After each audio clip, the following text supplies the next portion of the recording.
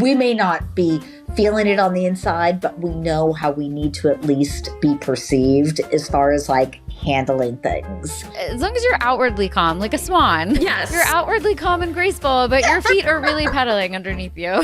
No, it's fully like on the outside, you're Diane Keaton, end of First Wives Club. On the inside, you're Diane Keaton, beginning of First Wives Club. You're a mess, you're stressed, you're manic, but on the outside, you've got your white suit on, you're dancing, like you're having a ball. Welcome to Talk Shop. I'm Ariel Okin, a New York-based interior designer, writer, and editor, looking to bring a little bit of magic into our homes every day. After years as a writer and editor in the interiors world, I founded my own editorial site, Fenimore Lane, in 2020, and the Talk Shop interview series was born. Each week, I delve into the personal experiences of the top interior designers and tastemakers around the globe. This week, I'm welcoming a mother-daughter duo, the creative forces behind Lee Ann Thornton Interiors. Lee Ann and her daughter Allie are known for their soothing color palettes and incredibly warm and inviting interiors, and believe in creating homes filled with meaningful furnishings and charming details that bring joy, comfort, and inspiration.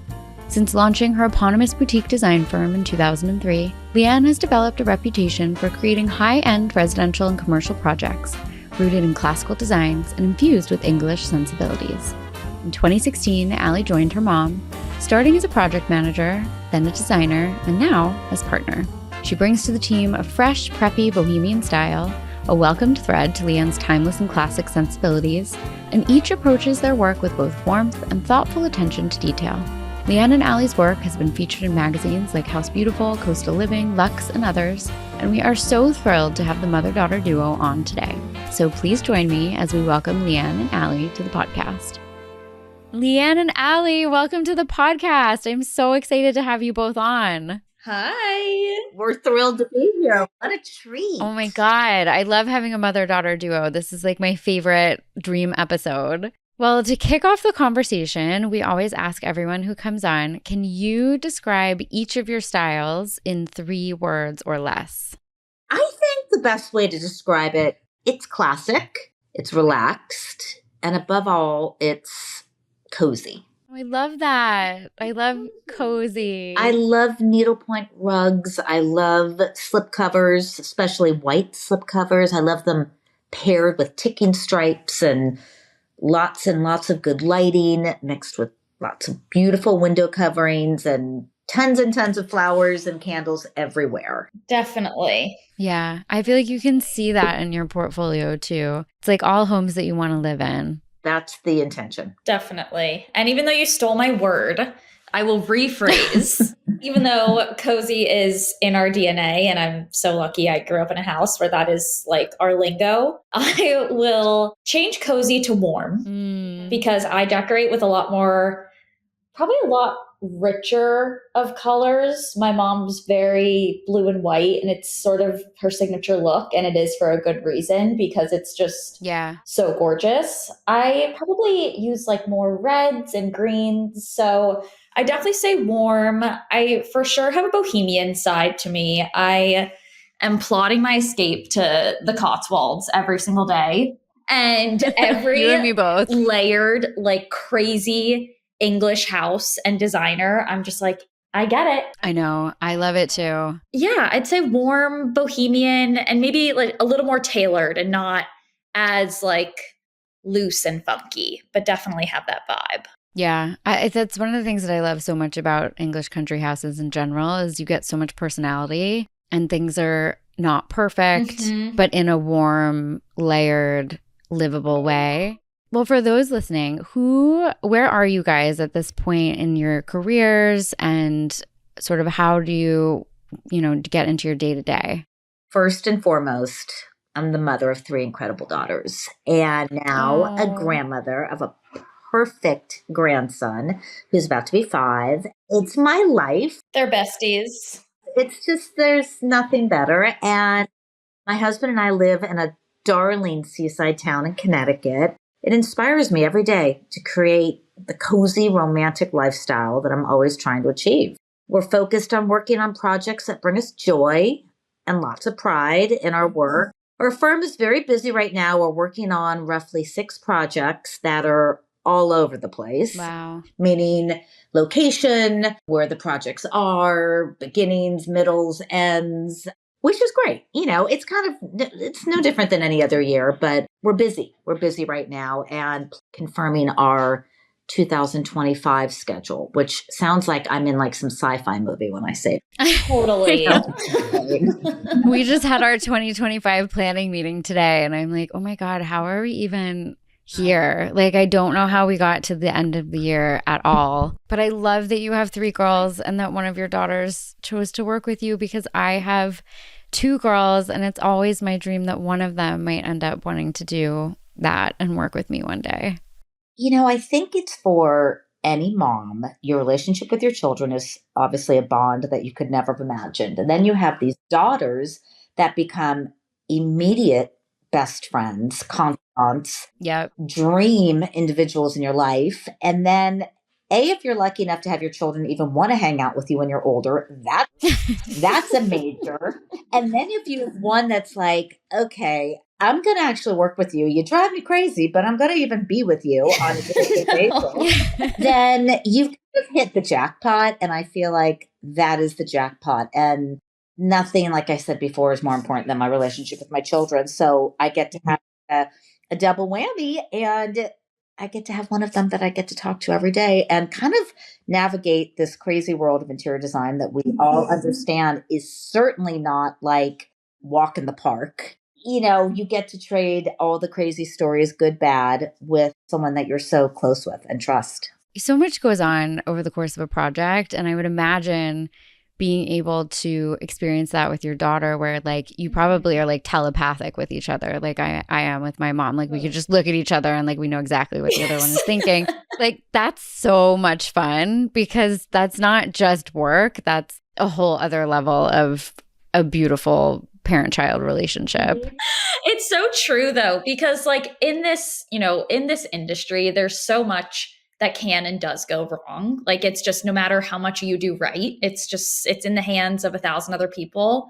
And working together and knowing that like we implicitly have each other's backs and want the best for each other in every situation is something that you're never going to get, obviously, even with the most amazing, incredible employee. No, I mean, it's a totally different thing. It's really special. Definitely. Well, let's start with Lee Ann. So you decided to step into the design world. You talked about how it was an organic process of opening your firm up. You opened your firm up in 2003. So you've been doing this for a long time. Can you tell us the story of what drew you to design and how you opened up your firm? Well, those moments in life, not like the big moment, but like the little moments in life that you realize that you are very exposed to environments that you become incredibly aware of. Those moments were always hitting me. Maybe it was being in friends' homes. Maybe it was being in a hotel. We'd move, and immediately it was about trying to capture this lifestyle that I wanted my family to live in. Yeah. When I say lifestyle, I mean moments and the energy I wanted in the house and the way I wanted it to feel. And one of those moments, before I opened up my firm in 2003, we were living in Los Angeles, and my 2 daughters, Allie and her older sister, Nikki, were in school. I had time on my hands, and there was this darling store on Montana Avenue in Santa Monica, and I passed it all the time. I bought things for the girls there. And I walked in one day. They asked me, I asked them, I can't really remember, but I started a part-time, like 2 or 3 days a week, going in a few hours in the afternoon, and I did merchandising. Ooh. And I'd create a bedroom, I'd create a little this and that. And then clients would ask me if I would help them with their baby room. And I was thrilled to. So my company really started as a children's firm. Wow, that's fascinating. Well, what's even more fascinating and a very cozy tidbit, that this store was the store that furnished Father of the Bride to Le Baby Suite. No. Oh my God. Yeah. I'm the ultimate Nancy Meyers fan. It was all that charming furniture, all the hand-painted stuff, the big stuffed animals, the hand-painted like 3-tiered things for all the crayons, the cribs.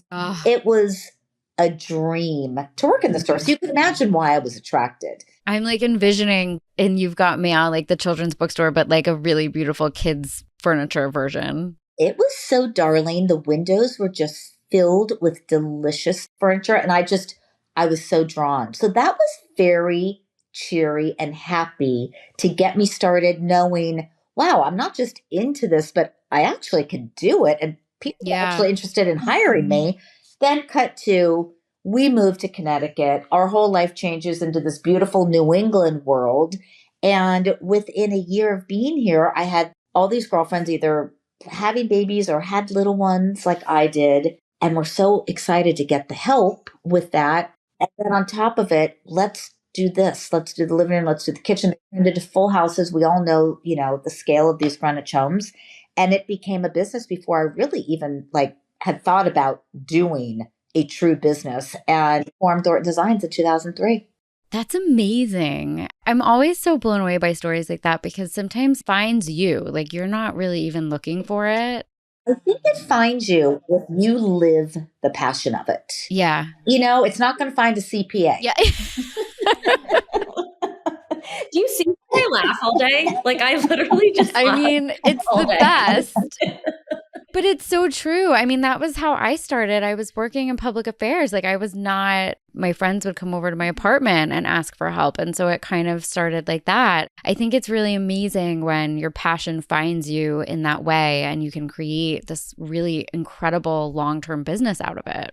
A long-term business. And within all those years, I have to say, my favorite project is my home. It's just my home. It's an everyday elements of new candles, new arrivals of lampshades, getting new potted plants. It is something that I think all of us, including, I'd like to always say to my clients, continue to work on your own home. Yeah. Allie, what was it like growing up with a designer as a mom? Like, how did you know you wanted to follow in her footsteps? Well, as you can imagine, I had absolutely the most gorgeous bedroom growing up ever. I'm sure. I had the classic bow wood, the pink and green. Always had it. My older sister had the green and blue, like the classic color palette. But yeah, I grew up in the most gorgeous house and always enjoyed it. But I wasn't really ever sure that that's what I wanted to do. I would always intern for her in high school, just kind of come by, and our old office was right downtown in Greenwich. After school, we'd go sit in my mom's office. We'd prank call her from the other room, and she's like, I know you guys are on the other end. She's literally like, I'm in the office. Yeah, I grew up with our office, starting at our house. It was very cool to see my mom at work during the day. And in college, I think I interned one summer. And then I interned for some marketing companies and a wedding company, Carrots and Cake. I was their second employee, and I interned for them. They have a big wedding website. Yeah, I remember Carrots and Cake from when I was getting married. Yes, and it was in the city. Then I was my senior year of college, kind of figuring out what I wanted to do. I was an American Studies major. So, I've always been obsessed with Americana and American history. And, I did a big emphasis on architecture, like American architecture in that. And when I was graduating, I was just like, oh, a lot of my friends are applying to marketing jobs. Maybe I should do that. In the back of my mind, I was like, I can't work for my mom yet. I'd be such a loser if I started to work for her the second I graduate. And so I get hired at a company in July. And by September, I remember going to my mom and my stepdad and just being like, I don't want to do this anymore. Can we just start working together now? And then next month on Halloween, which I felt was very fitting, was my first day. And we've been together since. Oh my God, that's so funny. So how long have you been at the firm? 2016. Yeah, 8 years. That's a really long time. There is. I know. And I've kind of, it's funny because a lot of people will say to me gosh, it must be so nice and easy working with your mom, which of course it is. But I think people think of it in the sense you don't really have to try hard or you don't really have to do much. And I am almost more fearful than letting her down than a random boss. Yeah, that makes sense. I feel when we first started, I never wanted to take a day off or have a sick day or anything like that because I wanted to sort of prove that, even though we're mother-daughter, we're still working together. And I really just kind of came in as a project manager. During COVID really is when we designed our first project together True. Yeah, I was living at home and it was our first real, my opinion was really prominent and it felt so great.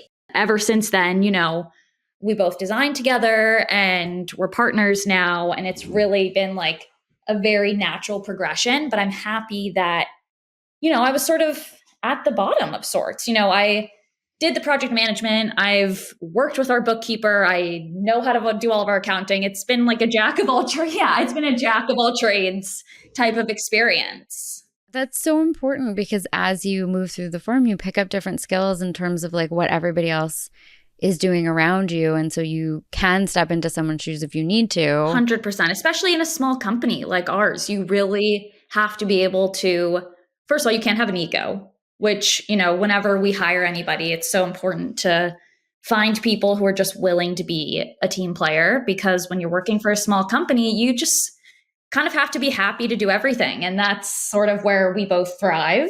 So it's lucky. Oh my God, I love that story. I mean, obviously working with my daughter, she's been influenced in my design aesthetic, as she said, but she brings her own sensibilities to our work. And truly, that's where the magic is.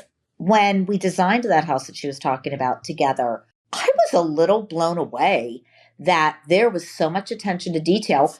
And I was really happy that there was so much cohesiveness in our spirit as designers, but we both kept building on each other's game. And I really can't say it enough. It just, I mean, listen, obviously Allie's a bit more tech savvy, she handles more back end stuff. I definitely interface with clients more, which makes sense. But I really think the way we work together and the way we manage things together is pretty seamless. And even though we're touching upon different things, we are side by side. And the other thing I want to speak to, Allie, is what you said before. If something's going wrong in a project or whatever it is, we've got each other's back. Like as a mother, clearly no one's going to talk badly to Allie. Yeah. She's full blown like mama bear mode. Oh my God, I could imagine. And then I'm like, they can't talk about my mother like that. Like, yeah. Wait, if a client's in a sassy mood on a text, I will literally respond without Allie on the text. Yeah, because you're protecting her. Yes. I'm like, hey, listen, I can handle this. It works. And we also know kind of how to, if I get an email from somebody that I know I can fix before I even fill you in, Mom, I'm just like, you know what? We're going to take her off. We're going to solve it. And we're going to come to her with a solution. We don't even need to involve her in the minutia. No, but that's like, even if it's not, a all in the family type of firm, that's the way to do it because everybody has to learn how to delegate. And I think when you can own things in that way and not get bogged down in the details, top down, I think it's really helpful for just running the firm in general. How do you think your designs, have they evolved over time from you two working together? Mine definitely has. For sure. I would think absolutely. You've been exposed to so many methods and recipes that have worked over the years that now you understand the concept of how to make things work. I felt a little safer, maybe taking on more risks in regards to color and pattern for our clients. Yeah. But, I think, Allie, experience for both of us has been our learning curve. And that's how we've evolved, is just taking more risk every single time and pushing the envelope. And, I don't mean anything edgy. That's not who we are as designers. Just taking things on in a way that maybe doesn't feel so safe. And there's a comfort there, and sharing the design responsibility with someone else who's, let's do it. I like it. I love that. When we had Gil Schaefer on last season, he said that one of the biggest things about how they grow, how he grows as an architect and how they grow as a firm is taking stuff on that makes them just a little bit uncomfortable and things that kind of force them to look at something in a new way. And it just kind of keeps you on your toes. And I think it's a great thing. But I will say that's so true because we have a project right now that there are decidedly factors in Dairy and Mom. There are decidedly factors that are not traditional to our core. And it's really kind of made us expand what we thought we were capable of. And the final product is a really incredible mix of a little more sexy, a little more edgy, but with traditional fabrics and some traditional elements. And we're really excited to get to share this one because it's shown a different thing of what we're capable of. Ooh, I can't wait to see it. There's some very different things. Wouldn't you say, Mom? 1000%. I kind of feel like, Allie, I love everything you post on Instagram, Allie. I think you are so cool. I love all of it. I love your sort You're of. my biggest Instagram fan. I love it. I love it. What can I say? But I do think the things that you've got in your mind and the designers that you truly relate to, and you bring those to us and that feeling, and I'm bringing maybe slightly more old school, whether it's my old Colfax Fowler ways or Rose Tarlow, and we're incorporating all of those worlds together. That's where I think, especially on the project you're talking about, taking things to the next level. 100%. The mix is really interesting and can make for some really unique and beautiful work. I'm so excited to see this project you guys are talking about. Are there any projects that you guys are particularly like super proud of or fond of?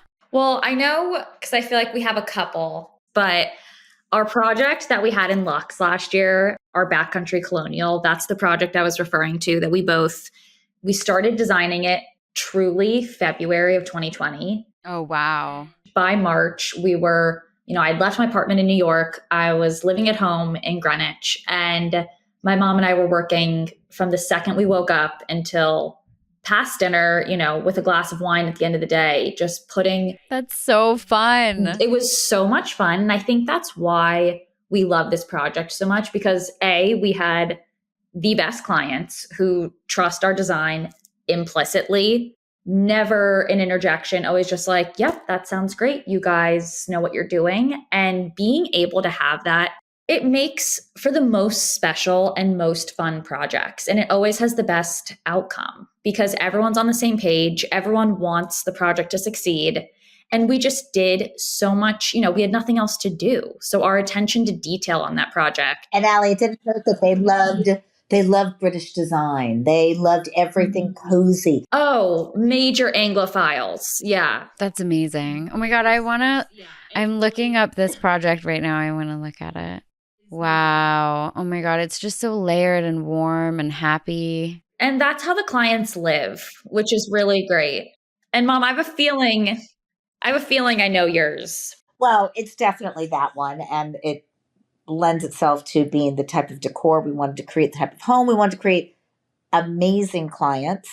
There's a lot of projects I feel like I'm really proud of. I am actually very proud of some of the things, these 2 new projects that we just took on, which I think one of them is going to be, once it's all said and done, maybe one of the ones I'm the most proud of. So that's something that hopefully we can photograph in the next year and get that out there. And I think the elements of that are, a classic traditional Greenwich home that large in proportion and very classic, but bringing it down to this really beautiful, livable way for a young, darling family is something I think we're going to be really proud of, and all the colors. And it feels so core to what you guys do too, which is sort of like your ethos. Definitely. Is there a favorite element about the design process for each of you? I think the very beginning of a project, when the client is sending you their images, you start to put together. Do you know what I mean? It's like dating. It's like the beginning of a new relationship. Yes, the beginning. Yes. The beginning is so romantic. Yeah, you wore lacrosse t-shirts in high school. So did I.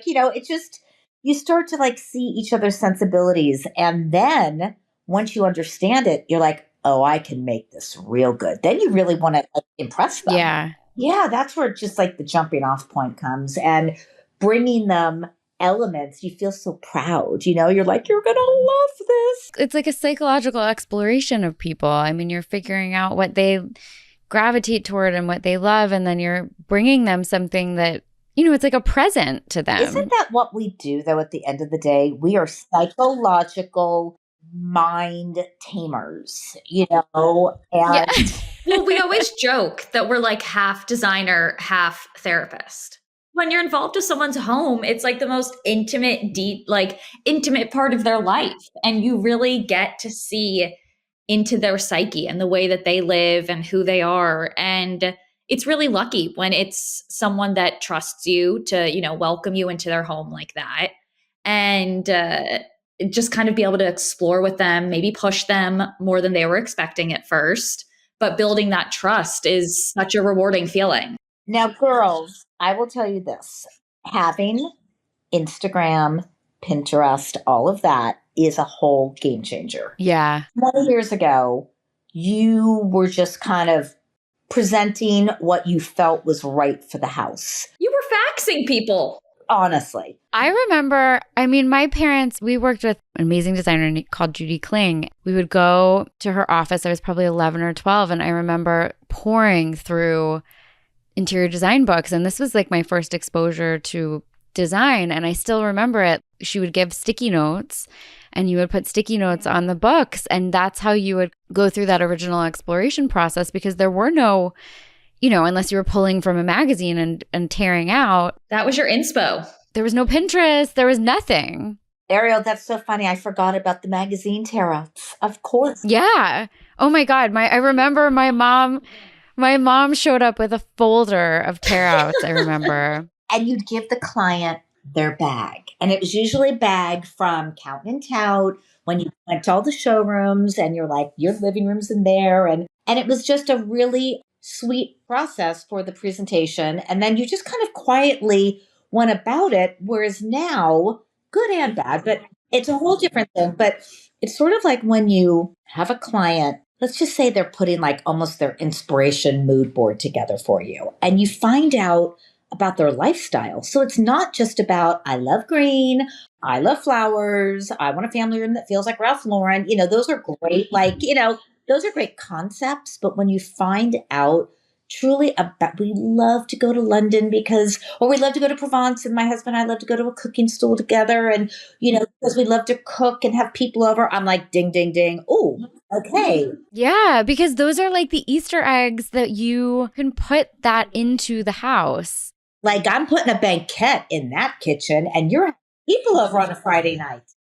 Yes. No, it's so true. We were talking about this to someone recently, a new client. We're working on a project in Lloyd Harbor, and then they were saying, well, how do you kind of like decide what to show us? And we were like, well, we want to get to know you and we want to know what you're into and interested in. And the house needs to be personal to who you are and to who, how you guys live. And so that's the most fun part, I think.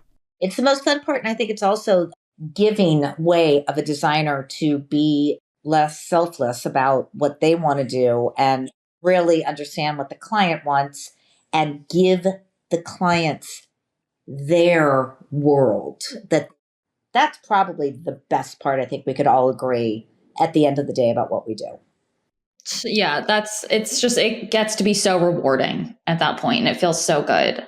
100%. Are there any design rules that you guys follow, or are there any you think that are definitely made to be broken? Can I giggle and just say, that's cute, Allie, until the 10-foot sofa can't get in the door? But no, I digress. I tend to block those things out. I can't live with that much PTSD in my life. No, we've started having our upholsterer come measure before we fabricate the sofa, which is a recent thing we've started doing, so that they measure the doorway so that they can build it so that it comes apart the right way, so that it can come apart and come together so that it can get up the stairwells and all of that. So that you're not stuck out in Southampton in a snowstorm where you can't get a sofa in. I'm just asking for a friend. But don't you love those stories? Because Yes. It's like so horrible in the moment, but looking back, it's like hysterical because you figured it out. And honestly, you just learn from all of them. Like, okay, next time, let's do X. You do. And you know what? It's never at the expense of a client, because you're always going to make it right with the client. So at the end of the day, like, you're learning. And, Always. it's just ridiculous, these stories sometimes. It's so funny. Yeah. And it's just like, at the end of the day, we're all very lucky to be in a business where we're dealing with very pretty things. And Yes. I always say it's not brain surgery. yes. But it is fun to be able to share stories with other designers. It's a level of camaraderie. Yes. I was going to say only another designer could appreciate it Yes. and find the humor in it. Totally. Okay, we digressed. Back to your rule question. Yes. Are there any rules? I feel like we are not loosey-goosey, but we don't really keep specific rules in our back pocket. We kind of like to go with things that feel natural and things that feel homey and good in a space. But I think my mom and I both have this Rita Koenig quote in the back of our mind a lot of the time because my mom is also a lighting freak. Like each room needs to have 7 different layers of lighting. She did this interview and she kind of described it as like the holy trinity of a table lamp chair. So it's like wherever you sit in the room, there's somewhere to put your drink and a light to read by it. Yes. I feel like, Allie, speaking to that about rules or no rules, I want a room lit, like she said, at every level. I could quite possibly have 10 different lampshades, printed, stripes, flowers. And I really mean that. I had a girlfriend come from LA and she said, oh man, you might have a lampshade problem. Like there's something going on here. But every single thing is delicious. I just had 2 Pookie lights delivered last weekend that are battery operated that have a darling shade because my Christmas bar needed a little light to the left. And for me, if everything is dimmed properly, you would have as much or as little furniture in a room if you just get that beautiful glow and vibe. You really do. No, it's so true. And I think if there was anyone that followed rules, they'd come in and say, oh, no, no, no, no. 3 laminated, 2 pleated, 1 gathered, 1 solid, 2 in a floral. Yeah. I think I remember somebody saying something. I'd be kicked out of the lampshade club. But it's just, Yes. It's so important to follow your gut on so much of the decorating piece of it. And the lighting is so crucially important because it sets the mood for the whole house. the problem is the clients believe there should be rules more so than we do. Yes. Doesn't that seem like too much? Does that really go together? All of those questions. And if you have someone that's like, I trust you, then they'll let you do it. But there's a lot of people, and I don't blame them. They're paying you their hard money, hard-earned money. I really, think that seems excessive. And you sort of have to not die on that hill and just say, okay, there's a pair of standing lamps and got you recessed and you're good to go. Those aren't the projects you're walking away going, oh my gosh, I love it so much. No, it's so true. The trust element is so crucially important to just the work product in general. It's everything. You want them to come to your home. I honestly think that's the ticket. And if someone comes in, they're like, yep, this is what I want. Like, I see how you went beyond the norms here and you just did what felt good. And, maybe there's patterns on the sofa that don't really completely go together. If I had seen it on a perfect presentation, but you've had it all for so long and now it all goes together. I mean, let's go back to Rita. She's the queen of doing that. The way she talks about pairing things and not everything having to be, it's the English design sensibility, Mm-hmm. Have you looked at her latest flat that she's designed? And she's of the Schumacher. It's still gorgeous. But if you really look with a lens, clear lens, I would say if you put all that on a proposal, I'd be like, ooh, does that all go together? But that's what I'm saying. It's funny. You would want it no other way. But that type of commitment to choosing broad strokes and deciding that's how you want to live and create, that's just, I guess, girls, those are the rules to be broken. Honestly. I agree. Obviously, Allie, your mom has been a mentor to you in your career. Looking back through both of your careers, are there any other mentors that have helped sort of shape your trajectories? For me, growing up in LA, a lot of my friends were designers. I had one of my best friends is an incredibly talented designer. And another friend of mine, incredibly as well, she actually helped me with one of my first houses I ever lived in when I was in my late 20s. Really just taught me so much about what it's like to be strong and run a business and be brave and stand up and talk to your clients and remember that it's a business. It's not just doing things for friends. And all of those things were very important to me. The people that I've known in the business that definitely inspired me. I do think that the main thread was just being true to your own style and just creating these designs, timeless designs, no matter what the trends. I've never really been inspired or motivated or had anyone that I felt was a mentor in my life that was someone that followed trends. Because it's not lasting. No. And I think if you are innately trained in a classic way, whether it came to you naturally or you went to school for it, I think you won't even respond or be attracted to people that are motivated by trends. So I think it was a lot of people that I knew that were in their own design worlds, and I was very inspired and truly motivated. That's also just, as a young entrepreneur starting out, that's such crucial advice for people who are listening, to stay true to yourself, to have the confidence to talk to clients. I mean, these are all things that come over time, but it's good to know that they're sort of like core things when you're starting an interior design business. Would you agree one of the ugly words in interior design is business?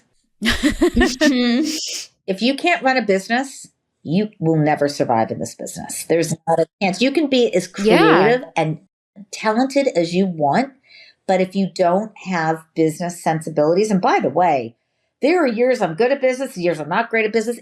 It's an animal, and you bring people around.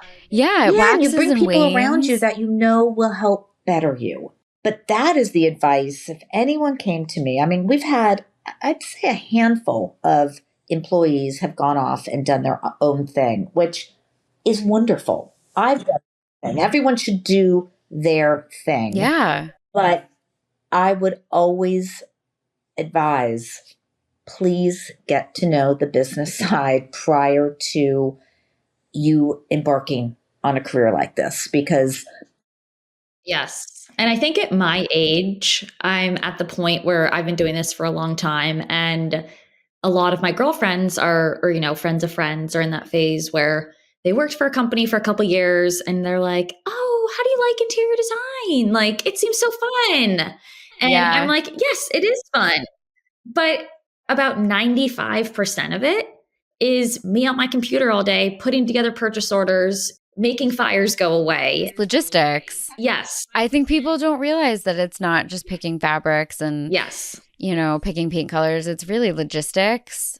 And remembering your worth in this business is really important, because even though it's kind of known as like a female-centered business, because of that, a lot of the subs are men. And, they're not all respectful of the woman designer. And we're lucky when they are, but, then there's the grumpy husband who doesn't understand why they're spending so much. And I think just remembering that you are an important businesswoman and you're not just some silly girl picking out fabrics is really important. And I think another word that we can all agree on is that it's like the chaos theory. Like, you have to be able to handle chaos in a good way. You need to be able to get jonesed up about things, good, bad. You need to be able to roll with how great you feel when it's all going. And you need to be able to get amped up when things are going in the wrong way too. Totally. It really is that type of thing that you need to show up every day, super capable of conversations, good and the tough ones. That's something I think that we can all agree on. Every designer out there, being honest, would say it. Yes. Yeah. And that ties into running a business. I mean, part of running a business is having to have those uncomfortable conversations sometimes. So it's true. But you know what? The funny thing is, we're all doing it. We all love it. I think because the good outweighs the bad. 100%. Yeah. And it's so gratifying. Yeah, and being true to who you are as a creative person and getting to do it.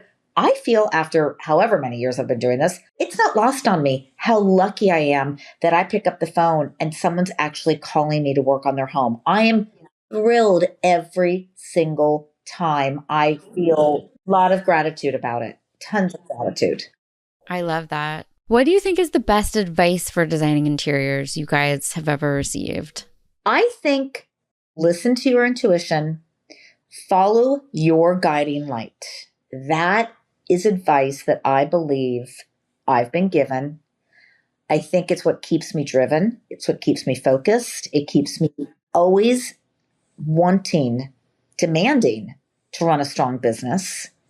And I think also the long run, hearing from some of my very, very, very good friends and some people that I just know through the design world is, I think if you can keep things as simple and calm, those two elements within the chaos and all of that, if you can just say, but that's how I want things, simple and calm, then you're going to stick to that.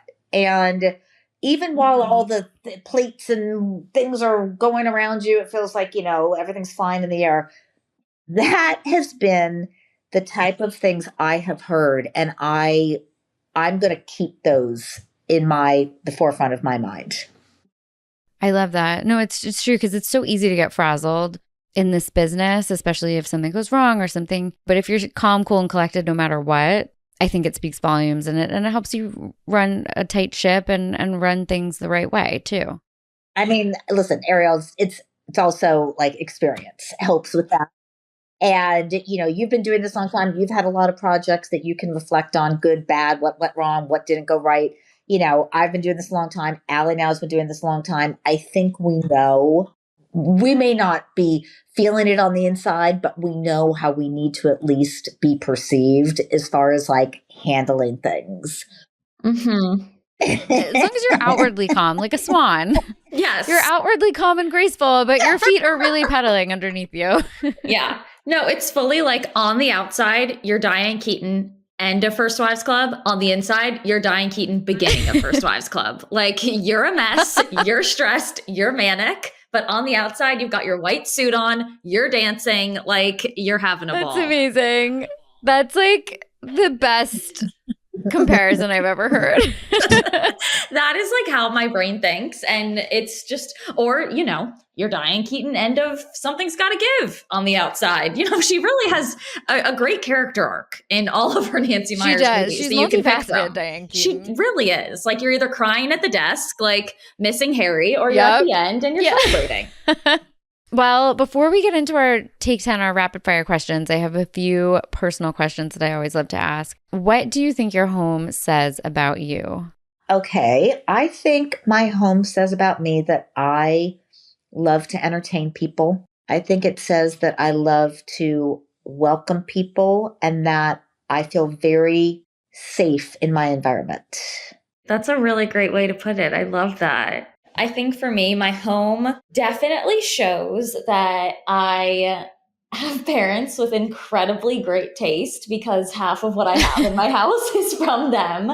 And I cherish it so much. I have a painting behind me right now in my snuggle room, which is a term that my mom has coined and we have taken over.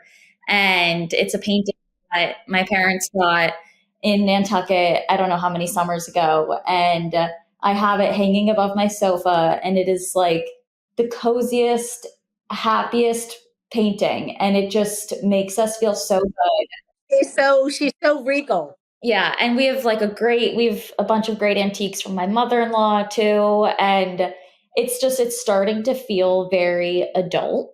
My house, which living in apartments in New York so long, you don't really get to that point yet. And now that we're settled in Charleston, we feel like we have a real adult home. Totally. And it's just cozy. It's happy. It's, you can tell when you walk in that I'm a quilt addict because I have one hanging in my entry when you walk in. I love that. Yeah, just very collected. And I was going to say it's very collected out. Very collected. And we're very happy in our house here. It's a great feeling. That's amazing. Oh my God. Well, we're going to get into our Take 10 now, our rapid fire questions. What is your favorite food? I love French bistro food. I adore rustic Italian. Like you could just drop me in either Tuscany or Provence or a little town outside of Paris, and everything just is very rustic and charming and simple, but with just all those little happy moments of a béarnaise sauce or the gorgeous bread, but the olive oil being the olive oil that it is. It has to be something like that. Oh my God, I love that. Yeah, you're kind of a French girl. Yeah, I am. I love to cook French. Yeah. Literally, like everything my mom makes is my favorite food, which is so embarrassing. Aww. But she's just such a good cook. But I think like growing up in LA and having parents that grew up in LA, my mom's homemade tortilla chips and guac and a great margarita, it's everything. Nothing cheers you up after a hard day than chips and guac and a margarita. Like you just can't be sad having that combination. No, I agree with you. It's like a perfect trifecta. Well, the next question is favorite drink, which I feel like you're going to say margarita. No, this is for both of us. And I will defend this till the day I die. I don't care about my haters. We are margaritas and Diet Cokes. And I don't care what anyone says. Diet Cokes. I am a Diet Coke girly for life. That's amazing. Okay, next question. Favorite film? I'm a rom-com gal. You could give me The Proposal. You could give me Notting Hill. So good. Along with almost every Nancy Meyers movie she's ever made. Yes. That's my genre. That's where I'm real happy. Me too. Amen. I was kind of, I feel like the son of our family at some points. Like I was always like, I would, like watch stuff with my stepdad or like, help my mom carry boxes. I don't know where everyone else was. So I really have become like a woman of broad interests. And the two movies that I 100% have rewatched the most are It's Complicated and Goodfellas. Unclear what that says about me. Oh, Goodfellas is one of my favorite movies. I know like every word. It's so good. So that's what, that's the dichotomy of woman. Favorite hotel? We have the same. Feel free to answer. Oh, easy. Carlisle Hotel, New York City. Yeah. Yeah. Carlisle Hotel, New York City. My family and I have celebrated so many amazing things. My husband and we courted there. We dated there. We went there on honeymoon. We've done so many wonderful trips there. And honestly, I love the Children Firehouse in Marylebone in London. I think that vibe is just something that's pure happiness and like just visually charming. No, that's a very special hotel. And it's like so beautiful. Favorite city? London, London, London, London, London. Yeah, especially for sourcing. Yeah, always London. It just is it's just in my like soul. It tortures our souls. You guys need to move. No, it's such a problem. And honestly, as dweeby as this sounds, like Charleston, I love it here so Charleston's much. An amazing, amazing, amazing, amazing city. It's been an important part of my life for like 15 years now, and getting to live here now, I am just so happy. It's really a special place to live. That makes me so happy to hear that. I always like asking everybody this because everyone has such specific preferences, but favorite bedding? Oh, I'll answer this for both of us. Because we make our beds the same way. It's a combo of Porto and Matouk. It's just the perfect combo. I mean, that is the perfect combo, I have to say. Right? It's scallop Matouk and perfect Porto. And there's like 15 different things on my bed, but like the combo of Porto and Matouk is the daily vibe. She's not exaggerating, by the way. She does have 15 pillows on her bed. I wish that was an exaggeration. I support. Thank you. Tea or coffee, and how do you take it? Okay, I'm going first. Happiness is my morning cup of coffee, and it's with fresh beans and a very hearty splash of half and half. It's got to be perfect. I like the smell of it in the morning, even though I don't drink it. Favorite playlist or music to listen to? At home, there's always the standard Ella Fitzgerald playlist happening. That's cozy. Yeah, it's very cozy. And usually in the summer, it's more like Billie Holiday and mixed with James Taylor, that type of playlist. I love it. There's a playlist called Allie, is it Nancy Meyers Kitchen? Yes. Yes. It's so good. We listen to the Nancy Meyers Kitchen in the office all the time. All the time, and the French music. And I mean, every single thing about her playlist. Like if I could just live my life with that sound inside my head, I think I'd probably just be a better person. Definitely. Favorite weekend activity? Well, I feel like Allie and I are going to answer this kind of in a similar fashion. I know we just have different locations, but it's the same thing. Yeah. Honestly, waking up early, I get up very early, and having just a walk with my husband and our precious puppy along the beach and spending Aw. time with our family, and like a fun dinner out at one of our favorite spots. It's really my weekend activity is my time to reconnect with my home because during the week I'm running around, I'm focused on other people's homes, and which is why at night I cue the music, I pour the glass of wine, I make the nice dinner because after being out all day and your brain is like scrambled eggs, you've done so many things and had so many conversations about everyone else's different stuff. I have got to come back and like reconnect with. And decompress. Absolutely. And that's what the weekends are about. Like, I love Friday and Saturday night the way we did when we were in like sixth grade. Remember how much you loved a Friday? It was like, oh my gosh, you were going to have a sleepover with somebody. And Saturday day, you had a birthday party to go to, maybe. Oh, that's the best. The best. That's how I look at my adulthood. Like, Friday night is whether we go out to dinner or not, but it's my husband and I. And if we're home, we're lighting candles and making dinner. If we're going out, I'm getting a little dressed up and we're going out to have, it's just about the way you reconnect with yourself. And that's that's the activity for me. Someone else might say, well, I do a lot of jogging. No. You know what I love? You romanticize the everyday in life. And I feel like that's so special. And you have found the way to like make the life the movie set in a really authentic and special way. And I think that's really beautiful. That's really sweet that you say that because we all know that growing up with her, but like it's really true. Yeah. Well, it's a very warm and lovely, lovely concept. And if I can keep doing that for my family and hopefully for clients, then yay. Yeah, absolutely. Well, the last rapid fire question we always ask is the hardest, I think. What is your favorite design book? I have a very random one. I mean, not be random, but I'd never heard of it. And I have it off the top of my head because it's sitting next to me right now.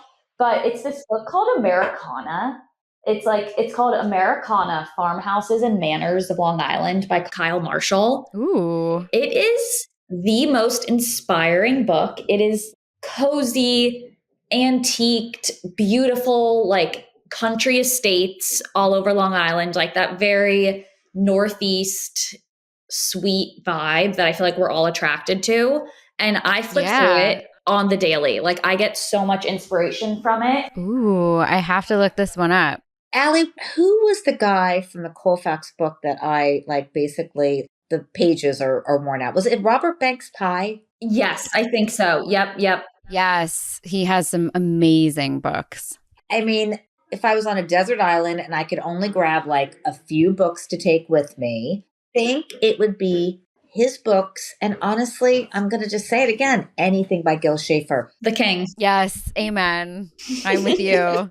He just talk about showing a way to live and in beautiful luxury, but without the luxury vibe. Without pretension. Yes. So I think that's a great combo. Totally. I full-heartedly endorse those. Good.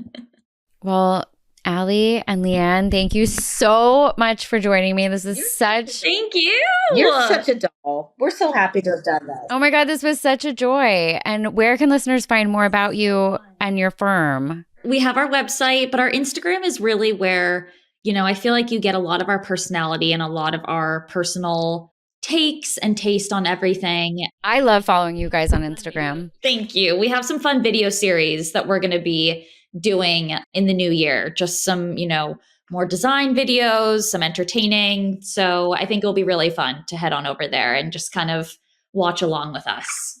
Amazing. Well, we're going to link both in the show notes. So when people are listening, they can click in the show notes and go to both. Lee Ann and Allie, thank you so much. This was so much fun. Thank you. I'm sending big hugs and thank you. Yes, big hugs to you. Thank you. That's a wrap for this week's episode of Talk Shop. Thanks for listening. We'll be back next week with more thoughtful discussions and amazing guests. Follow us on Apple Podcasts, Spotify, and YouTube so you never miss an episode. And of course, follow me at Ariel Okin. See you next week.